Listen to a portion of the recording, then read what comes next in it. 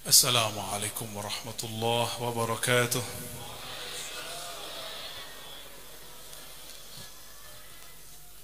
Alhamdulillah rabbil alamin alladzi ja'alana min ummati sayyidil alamin sayyidil alamin wa sayyidil alimin. Ashhadu an la ilaha illallah wa ashhadu anna Muhammadan abduhu wa rasuluh. Allahumma salli wa sallim wa barik ala sayyidina Muhammad wa ala alihi wal mahdi khalifatihi wa sallim. Amma ba'du, Allahumma akhrijna min zulumatil wahmi wal jahli ila al ma'rifati wal ilmi. Amin ya rabbal alamin. Jamaah yang memuliakan Allah, mari kita sama-sama bersyukur kepada Allah. Negeri kita masih aman, alhamdulillah. Kita doakan para pemimpin kita, wakil-wakil rakyat kita, semoga mereka diberikan nur amanah, amin. Orang-orang yang bertugas menjaga negeri ini butuh doa kita. Nabi mengatakan sebaik-baik pemimpin yang mendoakan rakyatnya dan didoakan rakyatnya. Hadis Imam Muslim. Seburuk-buruk pemimpin yang membenci rakyatnya dan rakyatnya membencinya. Semoga Indonesia termasuk yang pertama. Meskipun gak nyoblos tapi harus cinta ya, kalau udah jadi. Begitu orang beriman, tidak menyimpan dendam ya, walaupun kalah dia tetap luas. Bisa luas gak? Atau masih barisan sakit hati? Saya aja gak sakit hati. Kalau saya ceramah suaranya begitu aja gak apa-apa ya, gak bisa kenceng-kenceng. Kalau kenceng-kenceng ntar dibilang kelompok sebelah lagi ya. Alhamdulillah baru sampai jam 8:04 tadi ya. Mohon maaf agak, saya tidak mau kalau pindah kota nggak bersih-bersih dulu, khawatir majelis ini dihadiri malaikat-malaikat yang cinta keharuman. Saya khawatir dihadiri bahkan oleh arwah-arwah yang suci. Mereka suka bau-bau yang harum. Nanti kalau bau keteknya bau, jadi pergi deh ya. Makanya aktivis harus pakai deodoran ya, biar nggak bau tuh keluar. Beda parfum dengan bagian itu khusus dan Nabi mengajarkannya. Tapi kalau Nabi, nah kita langsung dari bab deodoran ke Nabi. Berkata Sayyiduna Anas radhiyallahu ta'ala anhu, Nabi Muhammad itu pernah tidur di rumahku. Lalu ibuku Ummu Sulaim melihat-lihat Nabi. Keringat beliau terlihat sedang bercucuran saat tidur. Maka Ummu Sulaim mengambil kain yang bisa menyerap keringat, lalu dia tampung di satu bejana kecil. Setelah penuh bejana kecil itu, Nabi Yuna Muhammad SAW bangun. Sebenarnya beliau itu pura-pura tidur. Kan beliau ini matanya tidur, kolbunya tidak tidur ya. Wala tanamu qalbi, kolbuku tidak tidur. Hadisnya sahih. Lalu Nabi bertanya, wahai Ummu Sulaim, apa-apaan ini? Nabi pura-pura nanya ya. Nabi pengen cross-check. Untuk apa umatnya ngambil keringatnya? Ini sama sebelah dianggap musyrik ini. Tabarruk. Tahu tabarruk? Tabarraka ya tabarraku tabarrukan. Wah, kita belajar tasrif ya. Kalau enggak jadi sarap. Tahu sarap? Jadi orang kalau enggak belajar tasrif tuh sarap. Apa kata Ummu Sulaim? Wahai baginda Rasulullah, aku mengambil keringatmu untuk dijadikan wewangian di rumah kami sallallahu alaihi wasallam. Percaya gak keringat Nabi itu harum? Bahkan lebih harum daripada bidadari. Percaya gak? Dalam kitab Al-Khasa'is Al-Kubra yang ditulis oleh Al-Imam Al-Hafiz Al-Faqih Al-Mujtahid Mutlaq As-Suyuti, Imam, judul kitabnya apa? Al-Khasa'is Al-Kubra. Ditulis di situ, surga tidaklah dibuka kecuali dengan tangan Nabi Muhammad sallallahu alaihi wasallam. Pepohonan di surga bertuliskan nama Nabi Muhammad sallallahu alaihi wasallam. Bahkan lehernya bidadari yang bening dan cantik itu terpancar nur nama Nabi Muhammad sallallahu alaihi wasallam. Maka bidadari dalam hadis Imam Muslim, "Lau bazaqat ila dunya," seandainya bidadari meludah ke bumi, ke dunia, "muliat al-ardu itra," maka bumi akan dipenuhi oleh bau harum semerbak, lebih harum daripada kesturi dan misik. Kalau keringat Nabi kira-kira gimana? Bidadari cuma karena ada nur Muhammad di tenggorokannya, itu meludah bumi ini jadi harum. Kira-kira kalau keringat Nabi jatuh ke bumi gimana? Ada yang lebih harum dari keringat Nabi sallallahu alaihi wasallam? Tentu tidak ada. Maka Nabi ini hubbiba ilaihi thalatha. Nabi dibuat cinta beberapa hal, salah satunya at-thib.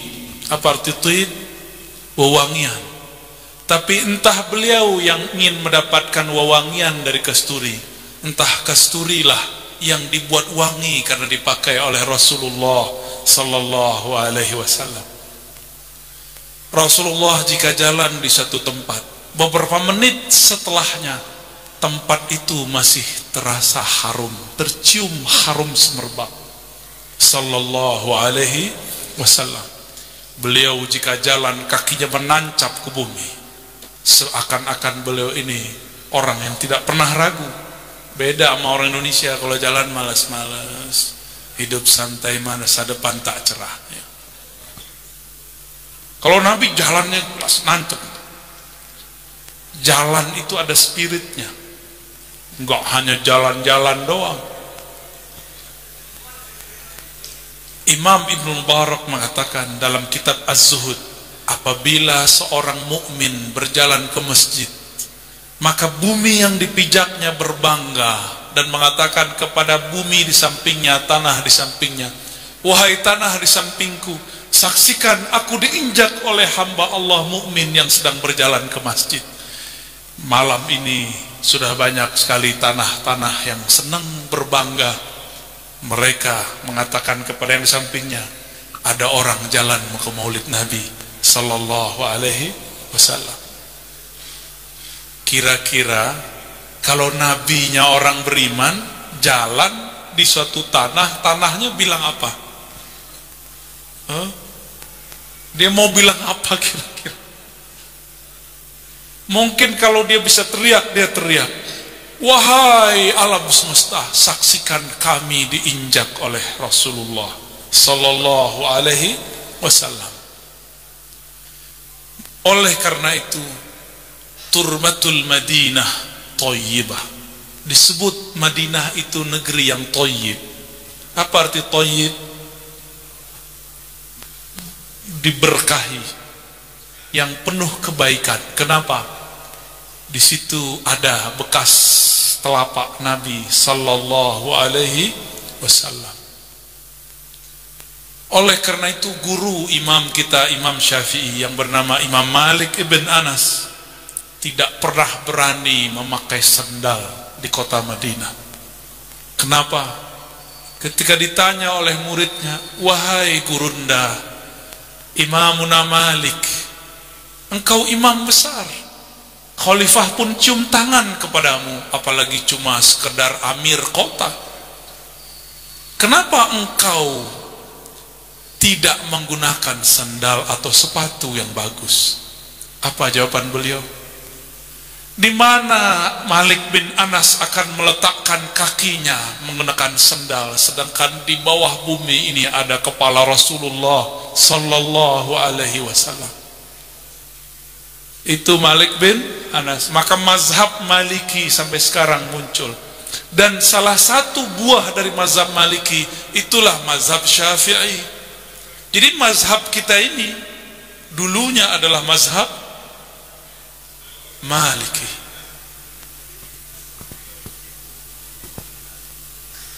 Kembali kepada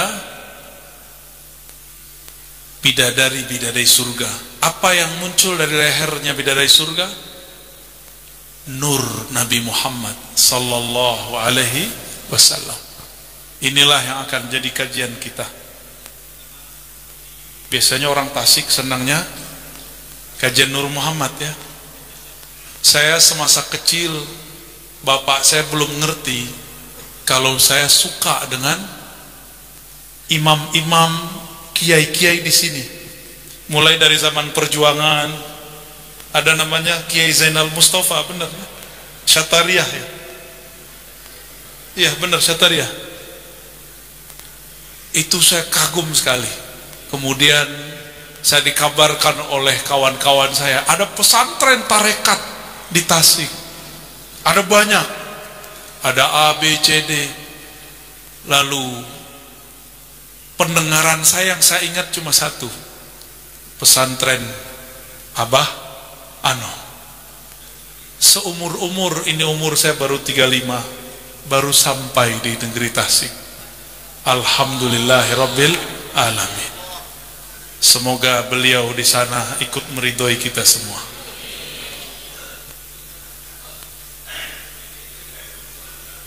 Nggak jauh dari sini ada Syekh Abdul Muhi, Pemijahan, bener ya? Di kampung kami di Sumatera Barat, kami belajar juga satu thariqah selain Naqsyabandiyah dan Qadiriyah, Samaniyah, yaitu thariqah Syattariyah. Ternyata kami pun ketemu sanad dengan Syekh Abdul Muhi pada Imam Abdul Rauf As-Singkili. Kita sebutlah imam, masa sebut Syekh doang ya? Beliau 20 tahun lebih di Madinah, tapi nggak belagu ya, nggak pernah ngomong orang tua Nabi di neraka ya. Sekarang baru berapa tahun di Madinah berani bilang Nabi orang tuanya masuk neraka. Itu Nabi nggak ridho itu. Kalau Nabi mau dilecek-lecek itu orangnya. Tapi ya sudahlah, mungkin dia salah faham dengan satu hadis. Nur Muhammad sallallahu alaihi wasallam. Banyak kajian berhenti di situ. Padahal sebelum itu ada hembusan Ahmad. Dari manakah Nur Muhammad? Ini belum dikaji, orang baru mengkaji. Makhluk yang ada di alam semesta Allah ciptakan dari pancaran nur. Sekarang nur itu kan cahaya, sumbernya apa? Ini lampu, ada cahayanya, sumbernya mana? Energi listriknya apa? Itulah namanya Ahmad. Energi yang mengalir itu namanya Ahmad. Maka memancarlah dia menjadi Nur Muhammad sallallahu alaihi wasallam. Lalu Ahmad itu siapa?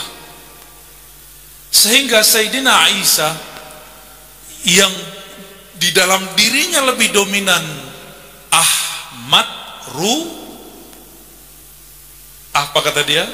Inni mubasyirum bi rasuli ya'ti min ba'di ismuhu Ahmad. Aku tugasku, misiku mubasyir. Mubasyir coba ditasrif. Basyara yubasyiru tabsyira. Waduh, senang sekali kita banyak yang bisa tasrif.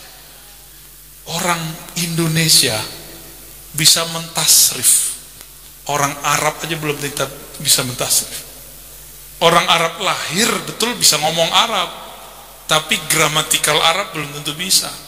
Orang Arab Saudi kalau mau bikin anaknya hafal alfiyah, dikirim ke Maroko, dikirim ke Mauritania. Ngapain kita jauh-jauh kirim ke Mauritania? Kita kirim aja ke Tasik ya. Kirim ke kampung-kampung santri yang ada di Jawa Barat, Jawa Tengah, Jawa Timur. Saya takjub. Saya belajar alfiyah tapi tidak hafal. Ini saya jujur ya. Tapi saya belajar ujurumiyah lebih dari 3 kali. Kualitasnya kualitas alfiyah. Ya, alhamdulillah. Yang penting kan belajar gramatikalnya, bukan hafal matanya. Hafal alfiyah tapi nggak ngerti prakteknya. Bohongan itu namanya ya. Yang penting ngerti clue-cluenya di mana. Karena saya telat menjadi santri. Jadi santrinya setelah menjadi mahasiswa. Sebelumnya santri kalong.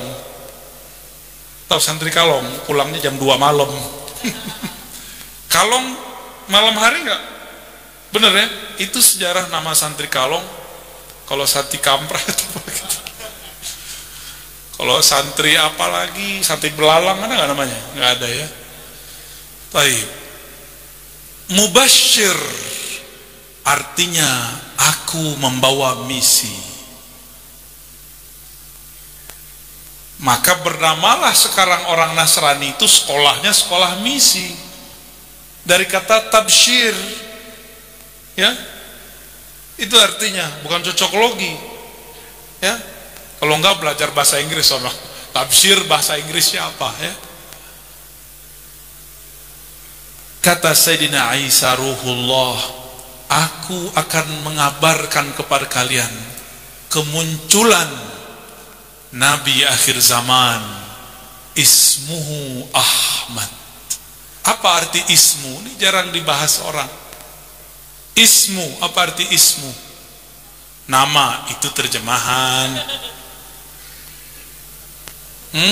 Kan sudah saya bahas di kajian Imam Mahdi. Tapi di sini belum ya. Coba yang punya hasyiah Imam Al-Bajuri. Imam Al-Bajuri, Imam Al-Azhar, Syekh di Al-Azhar. Sanad kita kepada beliau dari banyak jalur ya, kepada ulama-ulama Mekah. Ulama-ulama yang menjadi guru-guru kita di Madinah. Mereka nyambung kepada Sayyid Ahmad Zaini Dahlan, Sayyid Ahmad Zaini Dahlan kepada Utsman Ad-Dimyati, Utsman Dimyati kepada imam ini Al-Bajuri. Dan ada jalur pendeknya, Syekh Yasin dan Sayyid Muhammad Alawi Al-Maliki. Mereka dapat sanad dari jalur yang lebih pendek, namanya Imam Al-Aquri. Syekh Al-Aquri umurnya ratusan tahun. Maka jarak Syekh Yasin, Sayyid Muhammad Alawi Al-Maliki dengan Imam Al-Bajuri cuma 1 orang. Siapa? Syekh Al-Aquri. Jadi kalau saya sebut nih sanad Imam Bajuri, saya mengambil dari guru saya, murid-murid Syekh Yasin, Syekh Abdul Rabb An-Nazari. Ada juga orang Jakarta, Kiai Ahmad Marwazi. Beliau dari Syekh Yasin dan Sayyid Muhammad. Mereka berdua dari Syekh Al-Aquri, Syekh Al-Aquri dari Imam Al-Bajuri. Saya ijazahkan siapapun yang orang santri di sini pesantren, semua muallafat Al-Imam Al-Bajuri. Ajaztukum. Ya. Sanadnya enggak diulangi ya. Apa kata beliau? Al-ismu, makna ism itu maknanya ada 2. Pertama al-wasam, ay al-alam, tanda-tanda. Yang kedua as-sumu, jadi wawunya dipindah aja depan sama belakang. Ismun, maknanya al-wasm, wasmun. Wasmun artinya apa? Tanda. Simahum fi wujuhihim min athari sujud. Sima, wasm sama. Apa artinya? Tanda, tanda. Tanda itu biasanya di atas atau di bawah? Hah? Biasanya tanda orang pintar di dengkulnya, di bajunya, atau di mukanya. Ya, di atas ya. Maka nyambung al-wasam as-sumu. Apa arti sumu? Di Saudi mazhab resminya kan mazhab sebelah. Dulu, sekarang nggak tahu ya. Baca Sayyidina dalam sholat nggak boleh, makruh, bid'ah. Masa bid'ah? Berarti kalau gitu sholat kita masuk neraka dong ya. Kullu bid'atin. Masa cuma baca Sayyidina dalam sholat langsung dolalah, dolan-dolanan kali ya. Tapi giliran nyebut raja-raja, nyebut amir-amir, amirah-amirah, langsung sahibus sumu, sahibul fadila, sahibul ma'ali. Apa artinya? Sama kan? Sahibus sumu, apa arti sumu? Yang punya makom yang tinggi. Giliran Nabi aja nggak boleh dibilang Sayyiduna. Kebangetan nggak tuh? Kebangetan nggak tuh? Ya, alhamdulillah beberapa tahun ini khotib-khotib di Mekah, di Madinah, kalau nyebut Sayyidina, kayaknya dia menyembunyikan sesuatu. Dia tuh aswaja, cuma mazhab resminya bukan as. Dan itu kita cek ya di toko-toko, itu kita ngobrol-ngobrol. Apa kata orang itu? Ah, kamu payah. Mazhab resmi di negeri kami betul mazhab ke sebelah, tapi kami bukan orang sebelah. Itu orang toko-toko banyak Pak, orang yang tinggal di kampung-kampung kota Madinah, kota Makkah.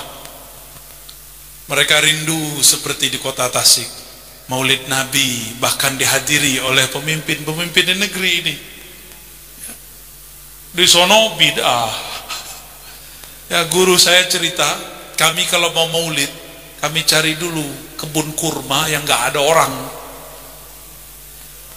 Kita nggak perlu cari kebun apa di sini? Kelapa. Nggak perlu ya. Alhamdulillah, ini nikmat.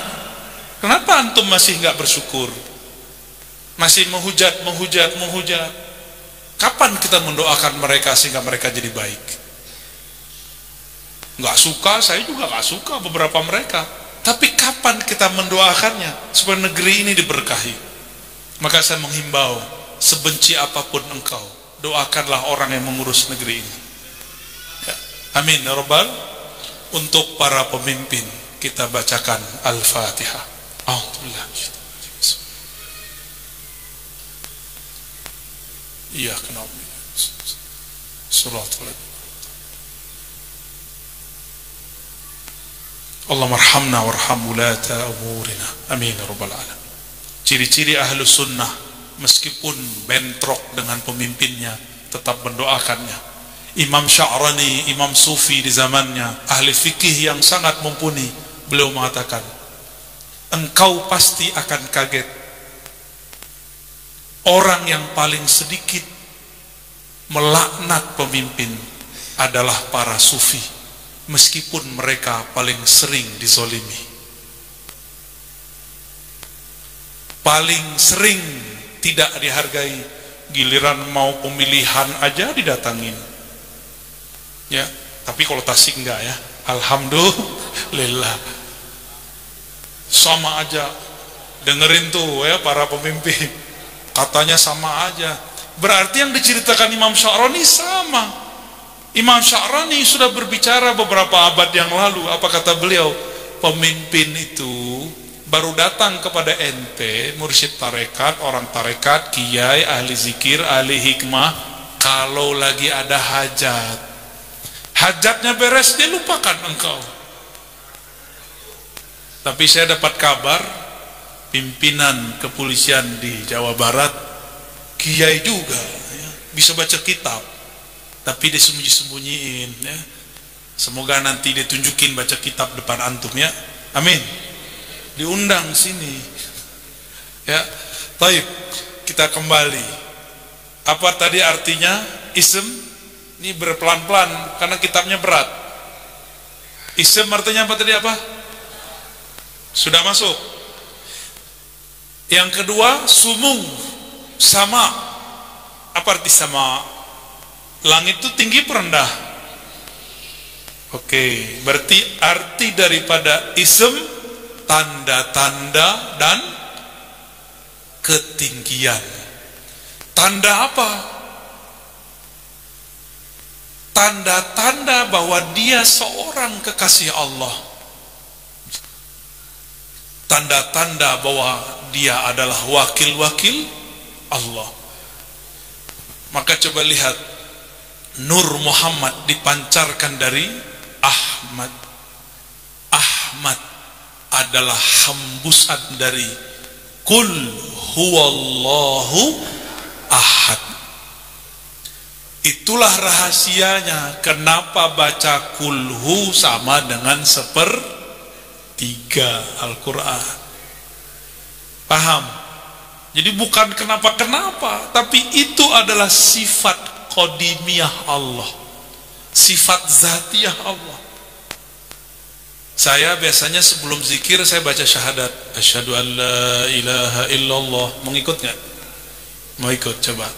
Asyhadu an la ilaha illallah wa asyhadu anna Muhammadar Rasulullah. Ahad Dzatullah. Ikutin.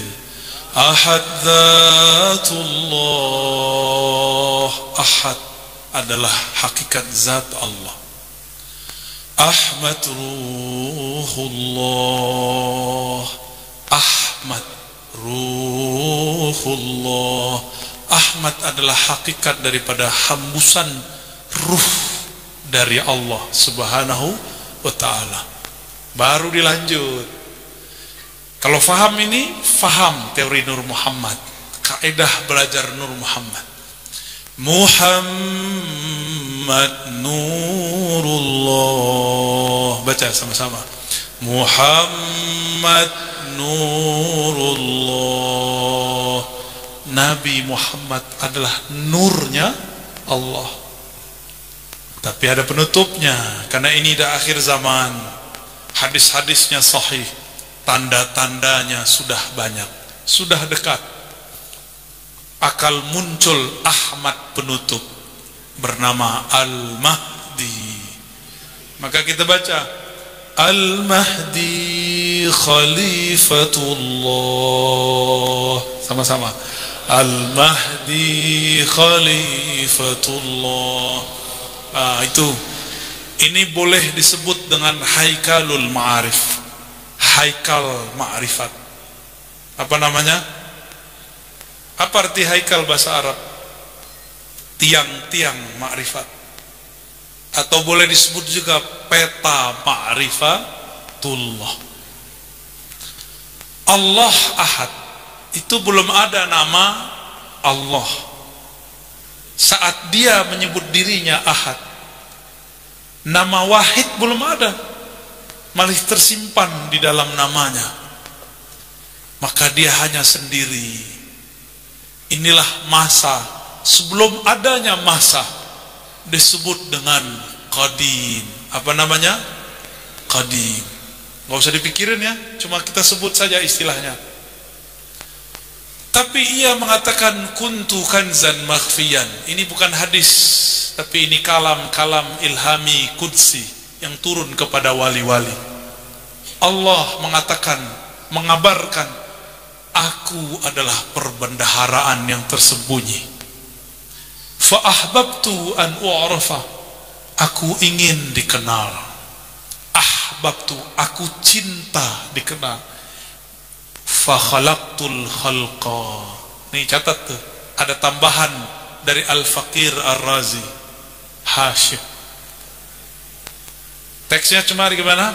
Khalaqtul, ada tambahannya, wa nafakhtur ruha. Itu tambahannya ya. Belum ada di kitab tuh. Mungkin kalau ada orang Tasik nulis kitab termasukin itu ya. Khalaqtul khalqa, aku ciptakanlah karena aku cinta dikenal. Jadi yang boleh cinta popularitas hanya Allah. Yang boleh cinta viral cuma Allah. Ustadz, jangan minta viral, repot, gak enak. Cukuplah itu milik Allah Subhanahu wa ta'ala, ahbabtu an u'rafa, aku ingin terkenal. Allah ngomong begitu. Jadi yang boleh ngomong terkenal siapa? Jadi kalau mau terkenal gimana? Habiskan keinginan kita dalam keinginan Allah, sehingga terkenalnya dalam ridho, sehingga kita dikenal bukan karena kita, tapi orang memandang ada nurullah. Paham di situ? Antum mau coba rekam share, apalagi komen, apa gimana bacanya? Subscribe, waduh susah amat sih bacanya. Itu bocah-bocah tuh yang baca begitu tuh ya. Don't comment gitu ya. Antum mau ngomong 1000 kali kalau Allah gak izin, apalagi bawa nama dia, bawa nama kekasihnya, kalau tidak betul-betul mewakilinya, Allah cuekin.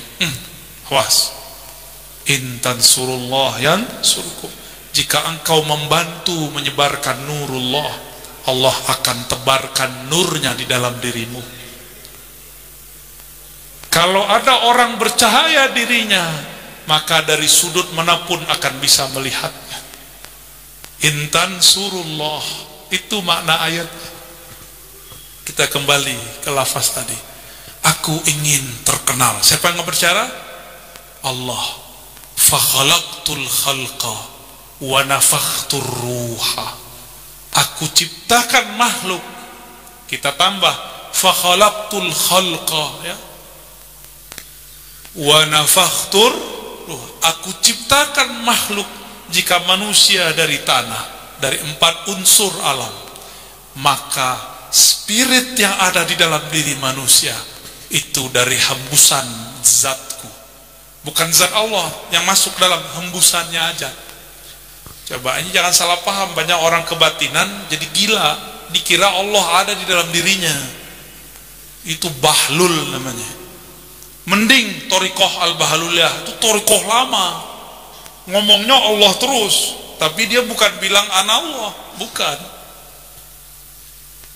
Ini ilustrasi analog kias. Saya kalau menghembus di balon, balonnya menjadi bulat nggak? Itu saya atau hembusan saya? Berarti hembusan dengan yang menghembuskan beda nggak? Tapi yang bisa menghubungkan hembusan dengan hembusannya itu ya dia itu yang ada di dalam balon itu. Jadi kita ini hembusannya Allah, bukan zatnya, tapi hembusan itu bersumber dari zatnya. Coba nafas dari dalam badan nggak? Atau dari telinga? Kita kalau ngembus dari tangan, enggak kan? Sama, Allah juga begitu. Walillahil masalul a'la, Allah punya perumpamaan analog yang tinggi, supaya antum tidak membayangkan diri kita ini Allah, karena banyak yang sudah keblinger. Saya dengar ada orang zikir, sifat aku sifat Allah, namaku nama Allah, fiilku fiil Allah, zatku. Waduh, saya ketemu 2 orang ngomong begitu. Waktu saya masih umur 13 tahun, saya langsung bilang, Om, tolong jangan zikir begitu, nanti kamu mati dibenturin oleh malaikat maut. Dia bilang, ini kajian tertinggi, ente masih mau kencur. Tapi saya umur 13 sudah suluk 40 hari, belajar 2 thariqah, Naqsyabandiyah dan Samaniyah Al-Qadiriyah.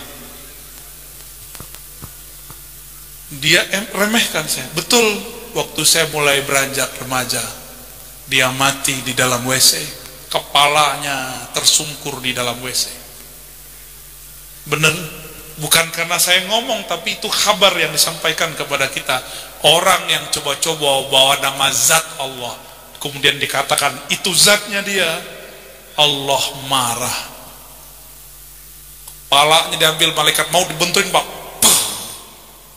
tersungkur di tempat paling hina, paling kotor. Itu satu.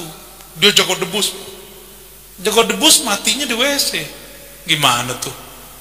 Masih jago debus gak tuh? Jago embus gitu ya. Yang kedua sama, itu terapis saya waktu saya mahasiswa. Nyimpen ilmu macan. Untuk manggil macannya dia baca itu. Ternyata itu macan iblis, siluman iblis. Saya bilang, saya panggil bang. Bang, tolong saya cinta sama abang. Jangan dipakai lagi bang. Saya khawatir abang direnggut dalam sesaat oleh malaikat maut tanpa diberikan waktu untuk bernafas. Ini kajian tertinggi. Dia ngomong gitu juga. Kamu kan sekolah doang, ngerti apa kamu? Dia remehin lagi. Itu kan sombong gak tuh? Sombong. Kejadiannya sama. Dia merbot musola, merbot surau. Tiba-tiba mati malam hari apa sore saya lupa. Kepalanya dibenturin malaikat ke tempat buang air kecil di WC surau. 2 orang udah. Ada yang mau coba lagi? Ada yang mau coba lagi? Tolong hentikan zikir-zikir setan itu ya. Itu zikir iblis ya. Torekot Azaziliyah. Namanya keren ya. Torikot apa? Azaziliyah. Siapa tuh Azazil? Iblis. Azazil sudah puluhan ribu tahun ibadah di surga, tapi dia tidak sama sekali bisa tembus melihat arsy Allah. Nabi Adam baru dicipta, tapi karena dalam diri Nabi Adam ada nur Muhammad memancar. Dengan pancaran itu dia bisa memandang ke arsy Allah. Jadi lebih sakti mana Nabi Adam atau Azazil iblis? Iblis ribuan tahun zikir, mimpin surga. Surga itu kayak pesantren lah, pesantren langit. Dia khidmah jadi pemimpin zikir di situ, mimpin manakib surgawi. Tugasnya mimpin zikir jahar, zikir sir. Semua zikir yang ada di alam semesta, terutama dari bumi sampai ke langit, tapi di atas langit dia nggak tahu lagi. Itu ada catatannya pada Azazil. Jadi hati-hati ya, karena dia kolektor ijazah talqin zikir. Jadi hati-hati, pemburu ijazah belum tentu selamat. Karena satu hal yang dia tidak pernah baca. Dia sering zikrullah tapi tidak menyebut nama Habibullah. Tahu sebab salah dia? Dia sering baca la ilaha illallah tapi dia tidak tutup dengan Muhammad. Dia bilang, mana Muhammad itu? Gak ada. Kan engkau saja yang ada ya Allah. Kayak tinggi ma'rifatnya iblis itu ya. Ya Allah, cukup engkau saja yang aku katakan la ilaha illallah. Aku tidak butuh selainmu. Nabi nggak disebut-sebut. Dia kira Allah bisa ditipu ya. Emang karakter Azazil ini turun ke munafik. Yukhadi'una Allah. Mereka mengira bisa menipu Allah. Allah tahu dia gengsi salawat kepada Rasulullah Muhammad sallallahu alaihi wasallam. Maka apapun torikot antum, apapun mazhab, apapun manhaj, apapun wiridan, nggak ada salawatnya, torikotnya udah ganti. Torikot Azaziliyah. Ya torikot tua juga sih, keren juga, tapi PA. Sakti. Azazil itu sayapnya hampir sama banyaknya dengan sayap Jibril alaihis, padahal Azazil itu murid Jibril. Kenapa? Semua catatan zikir Sayyidina Jibril ada pada Azazil. Kolektor nggak tuh? Kolektor sanad dia, kolektor ijazah, tapi dia bangga dengan sanad ijazahnya. Kan berulang sekarang. Ini nggak ngelarang antum koleksi sanad ya. Kumpulkan sanad sebanyak-banyaknya, tapi jangan pernah sombong. Orang ciri-ciri yang benar bersanad, dia tambah tawadu karena tambah merasa tidak berilmu.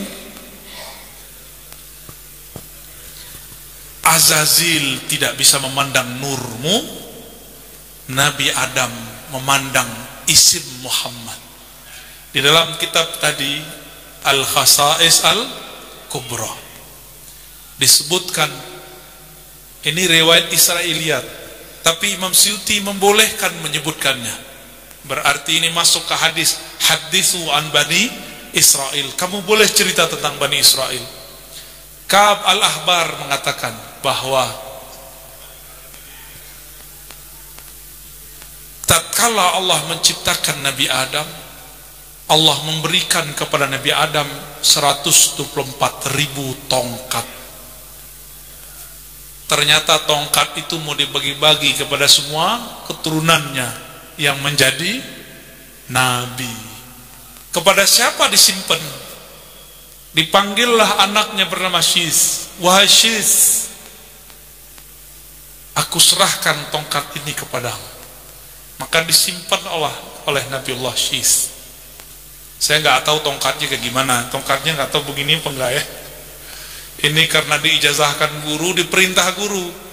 Baru sebulan ini. Tadi kan saya cuma nyimpen aja, tapi nggak pernah make. Kolektor aja, kolektor tongkat. Tapi nggak pernah make. Tapi beliau berkalam, istamil, pakai. Fa'innahu min sunani Rasulillah. Itu sunnah Nabi, khususnya lagi ngajar. Maka saya pakai. Bukan biar tua-tuaan. Bukan begitu. Bukan ya. Ini menghargai ilmu yang kita pakai. Allah ciptakan makhluk, lalu Allah hembuskan ruh. Pada makhluk itu Allah pantulkan 3 cahaya. Catat, cahaya sifatullah. Makhluk artinya apa? Ciptaan. Awalnya tiada menjadi ada. Minal adam ilal wujud. Jadi al-khalq artinya ibrazu syai' minal adami ilal wujud. Mengeluarkan sesuatu dari ketiadaannya menjadi ada. Disebut dengan khalq, penciptaan.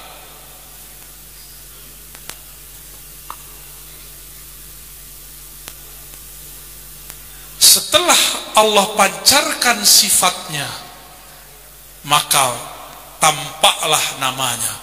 Sifat rahmah, memancarkan beberapa nama, Rahman, Rahim. Benar? Satu akar kata enggak? Rahmah. Benar? Rahmah. Apa arti rahmah? Kasih sayang. Rahman kasih, Rahim sayang. Udah gitu. Itu gampangnya ya.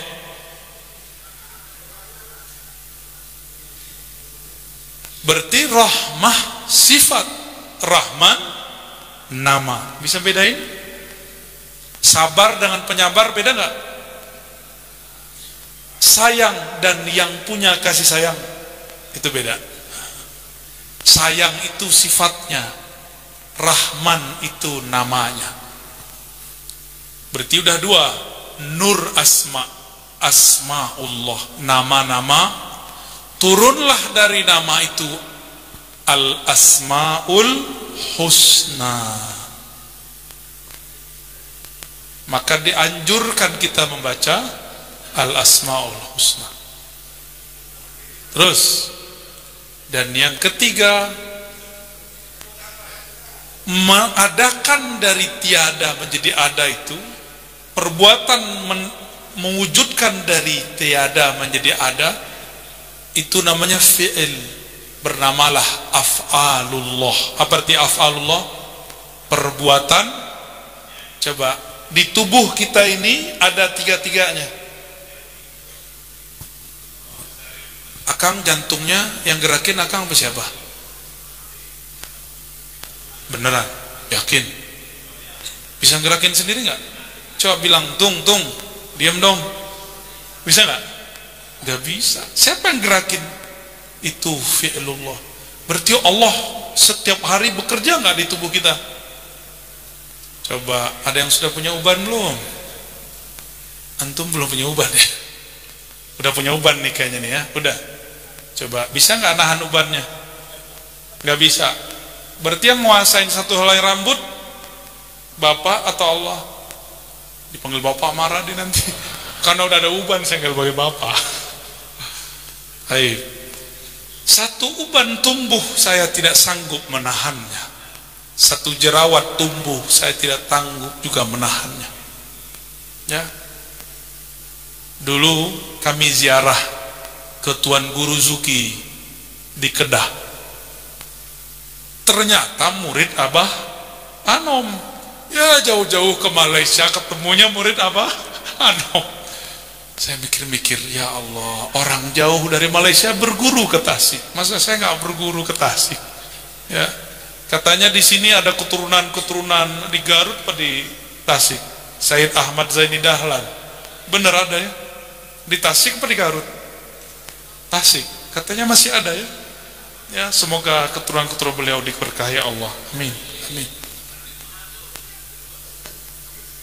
Saya berangkat cuakep. Nah, bahasa Jawanya. Guanteng. Kasep. Begini. Ya, sorry. Kasep ya, apalagi udah gelis, berangkatnya keren. Pulang-pulang Allah kasih pelajaran, karena berangkat merasa keren, pulang-pulang kere, dikasih sama Allah ini. Jadi ini ingin mengingatkan saya kepada Tuan Guru Zuki. Ini bekas dari saya kena cacarnya di Malaysia. Orang berlibur, kita masuk ke Thailand, saya kepanasan, kedinginan. Orang asik-asikan ketawa-ketawa, saya menangis dalam batin ya. Alhamdulillah dikasih cash langsung. Berangkat merasa keren, pulangnya N-nya hilang. Kere. Alhamdulillah. Nggak ada yang nggak ini. Maka saya ngelihat ini tuh saya bersyukur. Tapi saya bersyukur lagi kalau dia hilang ya. Tapi nggak apa-apa ya. Kita nggak sanggup menahan bahkan yang ada di dalam tubuh ini. Nggak sanggup. Sekarang saya masih merasa saya angkat tangan. Coba angkat tangannya, bisa nggak? Kalau nggak namanya stroke. Coba angkat tangannya, bisa. Tuh, itu yang angkat siapa? Serius? Antum yang angkat kok Allah yang angkat? Ada jawabnya. Wa ma tasyauna illa ay yasha Allah. Tidaklah kamu mengangkat berkehendak kecuali Allah lah yang berkehendak. Wa ma ramaita iz, tidaklah kamu yang melempar panahmu kecuali Allah lah yang melempar. Nama, sifat dan afal itu semua adalah inti-inti dari Nur Muhammad. Jadi Nur Muhammad itu nama Allah. Nur Muhammad itu sifat Allah.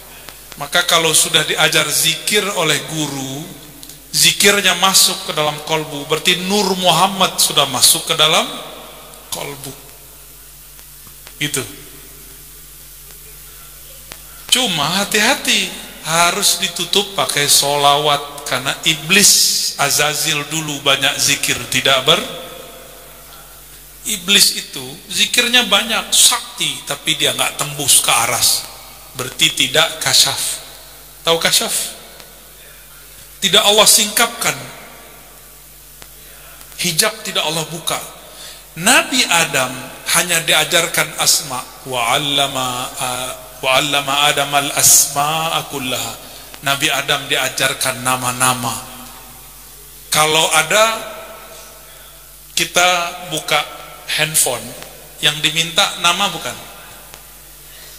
Kalau kita mau download sesuatu, ada namanya kan? Nama email. Itu semua pelajaran. Kalau mau download ilmu dari Allah, harus punya nama. Ya, bukan cuma nama fisik.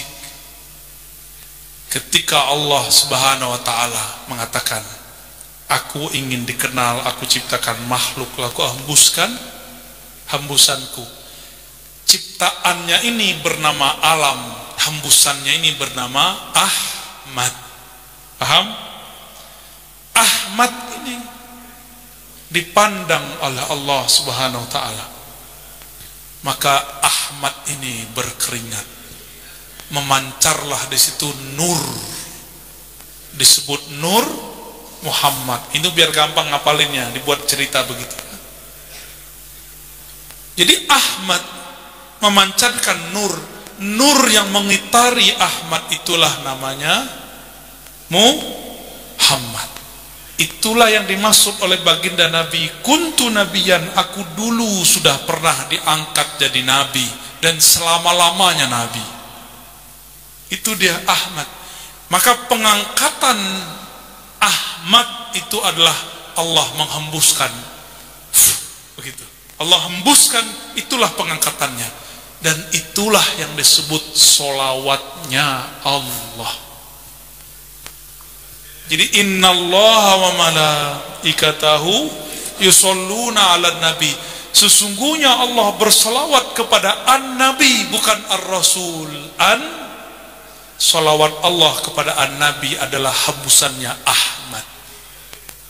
Apa arti Ahmad? Coba ditasrif. Hamida Yahmadu. Coba pakai ana. Apa arti Ahmadu? Aku memuji. Ya. Satu. Sekarang Ahmad dalam pemaknaan tafdil. Ini jangan pakai bab yang ono dulu ya, yang pakai Sayyidina. Ini kita lagi bab bahas nur. Jadi kita kurangi dulu istilah-istilah yang menghabiskan kosakata. Ahmad isim tafdil. Apa arti isim tafdil? Afdal, af'al. Ahmad, apa artinya? Yang terpuji. Tapi saya mengartikannya kepada yang pertama, Ahmad, aku memuji diriku yang terpuji. Itulah kata Allah, itulah namanya Ahmad. Jadi ketika Allah menghembuskan, apa isi hembusannya? Aku memuji diriku yang terpuji. Kira-kira begitu ya. Siapakah diriku yang terpuji? Dizahirkan oleh Allah, namanya Muhammad. Paham? Jadi nama Muhammad itu enggak asal-asal buat.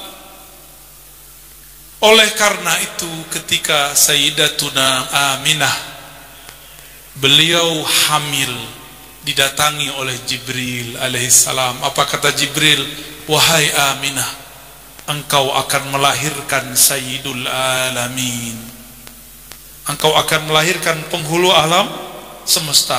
Fasammihi Muhammadan, namakanlah dia Muhammad. Tapi kenapa Nabi Isa menyebutnya Ahmad?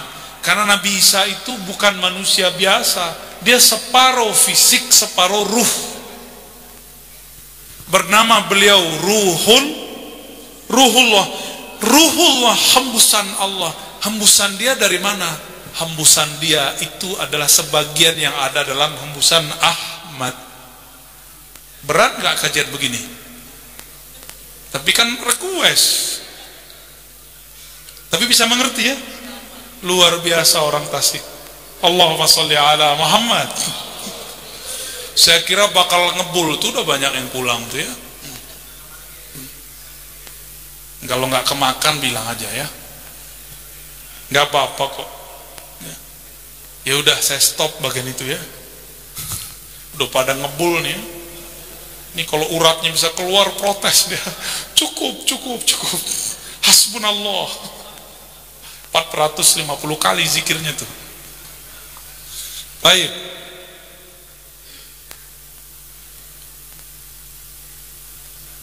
Jika Nur Muhammad itu isinya apa? Nama, sifat, af'al. Lalu Ahmad itu adalah pantulan daripada zat Allah, bukan zat Allah, tapi pantulan. Dalam bahasa Arabnya tajalli, saya terjemahkan dengan pantulan. Jika ingin mengenal Allah, inilah 4 caranya, ini 4 pintunya. Ada yang mengenal Allah lewat afalnya, perbuatan, zikirnya la ilaha illallah. Ada yang kenal Allah lewat namanya, belajar al-asmaul. Ada yang kenal Allah lewat sifatnya, belajar sifat 20. Itulah makomnya Imam Abul Hasan al-Ash'ari. Jadi beliau ini makomnya fana pada sifat Allah. Kira-kira gurunya siapa? Ternyata gurunya Imam Ash'ari, imam kita yang mengajarkan sifat 20, adalah Imam Sayyidut Ta'ifah Al-Junaid Al-Baghdadi. Wajar ya? Wajar. Maka tolong para kiai, para ajengan, para ustadz, para santri, hidupkan kembali kajian Al-Asma'ul Husna dan sifat 2. Jangan sayapnya kurang. Jadi satu sayapnya sifat 20, sayap keduanya Al-Asma'ul. Pakai kitab Imam Abu Hamid Al-Ghazali, judulnya Al-Maqsad Al-Asna fi syarhil asma'il husna. Tuh. Tapi kalau mau kenal Allah, pintunya cuma 1. Harus kenal ruhnya kita. Karena ruh kita adalah percikan dari ruh Nabi Muhammad sallallahu alaihi wasallam. Maka Nabi Muhammad bernama Abu Ruh, bapaknya ruh. Jadi ini kalau kita salawat rindu, kita katakan Allahumma salli ala Sayyidina Muhammad. Ya Allah, sampaikan salam rindu kami kepada Nabi Muhammad, salam kolbu kami kepada Nabi Muhammad, salam jasad kami kepada Nabi Muhammad, salam ruh kami kepada ruh Nabi. Ternyata di kitab Dalail yang sering dipakai oleh ulama-ulama aswaja, termasuk di Tasik ini, ada kitab namanya Dalail Khairat. Tadi dikarang oleh Imam Al-Jazuli. Ada salawat begitu enggak? Allahumma salli ala jasadi Muhammadin fil ajsad, wa salli ala ruhi Muhammadin fil arwah, wa salli ala qabri Muhammadin fil kubur. Benar, ada. Kalau salah tolong dibenerin ya. Pada ngerti ya? Ijazahnya diambil dari kiai. Cuma kalau dari kiai mungkin berat, puasa dulu 7 hari. Kita beruntung ketemu dulu ulama-ulama yang dari sono, ijazahnya tanpa puasa. Cuma kalau nggak pakai puasa, nggak istiqomah. Yang dapatnya pakai puasa biasanya sampai sekarang nggak ditinggal. Bener nggak? Ya. Tapi bagian terakhir yang mau saya sampaikan, kajian Nur Muhammad bukanlah kajian bid'ah. Karena Nur Muhammad adalah ungkapan yang dimunculkan oleh ibunda Nabi Muhammad sallallahu alaihi wasallam, dan Nabi sendiri yang mengabarkan. Apa kata Nabi? Ini hadis penutup ya. Ibundaku Aminah berkata, wahai Ananda Muhammad, ketika aku melahirkanmu, ra'aitu nura, aku melihat cahaya menyebar meliputi alam semesta. Karena Sayyidah Aminah ingin menyebutkan 2 kekuasaan yang ada saat itu, yang dia sebut hanyalah Persia dan Rum. Itu semuanya sampai. Berarti inilah dalil kajian Nur Muhammad. Itu dalil paling sahih. Adapun dalil yang lain, ada yang dhaif, ada yang palsu. Ini mohon maaf para kiai, saya sampaikan kebenaran. Hadis laulaka ya Muhammad ma khalaqtul aflaq, hadisnya palsu. Jangan pakai lagi. itu dipakai menjelaskan hadis barusan. Katakan ini sebagai ungkapan dari para ulama, ya.